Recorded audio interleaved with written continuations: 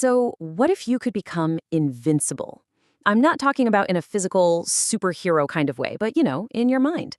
Today, we're diving into this incredible ancient philosophy that pretty much promises just that. But let's start with a question for you. I mean, really think about it.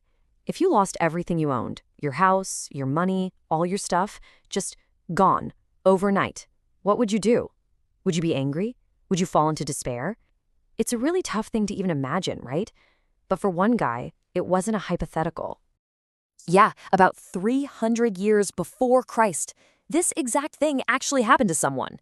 And the way he responded, well, it ended up changing the entire course of philosophy in the West, forever.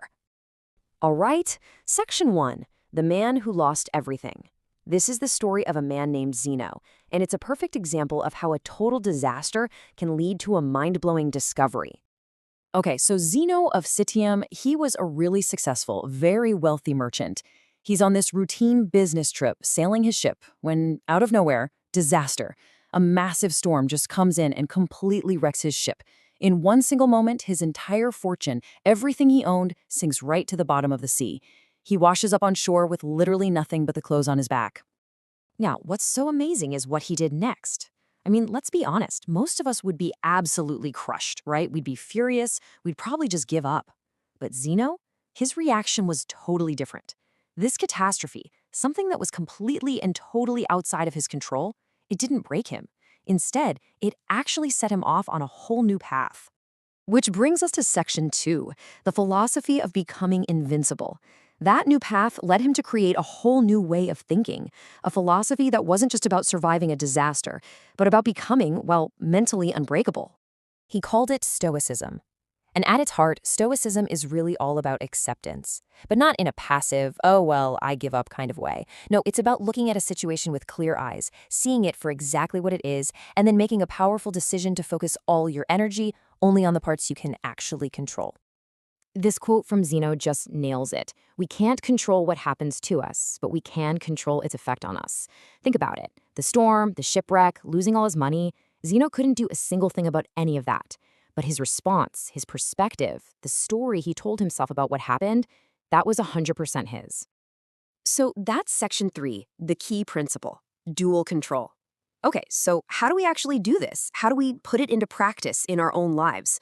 Well, the Stoics came up with this core mental exercise, kind of like a dual control system for your brain. It's really just a simple mental sorting game. On one side, you put everything you can't control. Things like the economy, what other people think of you, the weather, even getting that promotion. Worrying about that stuff, it's just wasted energy. Then, on the other side, you put everything in your control. Your effort, your reactions, your work ethic, your perspective. The whole practice of Stoicism is just getting good at separating these two lists and then pouring all of your focus into the column that you actually own. And let's be super clear here, this is not about becoming a robot or just pretending you don't have feelings. It's totally okay to feel sad or angry or frustrated.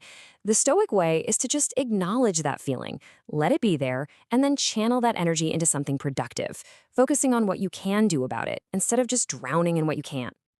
All right, Section 4, Modern Hero, Mandela.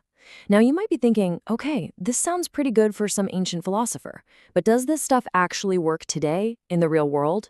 Well, let's take a look at a modern hero who lived this mindset, even if he never called it Stoicism. 27. That's how many years Nelson Mandela spent locked away in a prison cell for fighting against apartheid. I mean, just imagine that. An unimaginable injustice, completely forced on him. For almost 30 years, Mandela's physical freedom was totally, completely outside of his control. But his mind, his principles, how he chose to respond, those were always his. And when he was finally released and became president, everyone expected him to seek revenge. But instead, Mandela focused on what he could control, his actions as a leader. He chose reconciliation to try and unite a deeply divided nation. Mandela's story is just such a powerful example of this philosophy in action. It shows that this mindset isn't just a tool to help you survive tough times. It's a framework for incredible leadership and for making real positive change, even when you're facing the absolute worst. So, Section 5, how to become invincible. This all leads us back to the big question, right? How can we start building this kind of invincible mindset in our own day-to-day lives? Well, it really comes down to 4 simple, practical steps. First, just take a step back. Before you react to anything, just pause, take a breath. Second, separate. Ask yourself that all-important question, is this in my control or is it not? Third, focus. Consciously decide to put all of your energy only on your reaction and your effort. And finally, number 4, trust. Trust the process and don't get discouraged when you hit a bump in the road. And really, that's the final crucial piece of the puzzle. Trust the process. The final outcome of something might be totally outside of your control, but your effort, your dedication, the actions you take every single day, that is the process. And that part is always yours. When you learn to focus on the journey itself, you become unshakable no matter what the destination ends up being. You become invincible.